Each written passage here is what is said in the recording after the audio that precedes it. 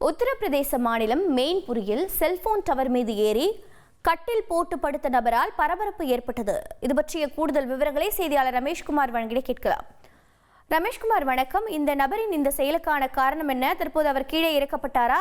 என்ன தகவல்? அதாவது உத்தரப்பிரதேச மாநிலம் மெயின்புரி பகுதியில் உள்ள கர்ஹால் என்னும் பகுதியில் மிக உயரமான செல்போன் டவர் மீது இளைஞர் ஒருவர் கட்டில் போட்டு உறங்கிய நிகழ்வு பரபரப்பை ஏற்படுத்தி இருக்கிறது.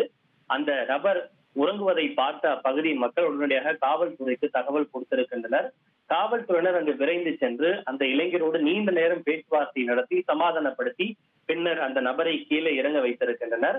காவல்துறையினர் இது குறித்து என்ன தெரிவிக்கிறார்கள் என்றால், அந்த நபர் சற்று மனநிலை சரியில்லாதவர் என்றும் அவர் கர்ஹால் பகுதியை சேர்ந்த நௌஷாத் என்பதும் காவல்துறையினர் அவருக்கு கவுன்சிலிங் கொடுத்து கீழே இறங்க வைத்ததாக மெயின்புரி காவல்துறையினர் தெரிவித்திருக்கின்றனர். இந்த நிகழ்வு அந்த பகுதியிலே ஒரு பெரிய பேசு பொருளாகி இருக்கிறது. என்னதான் மனநிலை சரியில்லாத நபராக இருந்தாலும் இத்தனை உயரமான செல்போன் டவர் மீது கட்டிலை எப்படி அவர் சுமந்து சென்றார், எந்த விதமான அச்சமும் இல்லாமல் எப்படி அவ்வளவு பெரிய உயரத்தில் அவர் கட்டில் போட்டு உறங்கினார் என பல்வேறு கேள்விகளை முன்வைக்கும் அவர்கள் இது குறித்து மிக ஆர்வமாக தங்களுடைய கருத்துக்களை அந்த பகுதி மக்கள் முன்வைத்து வருகின்றனர்.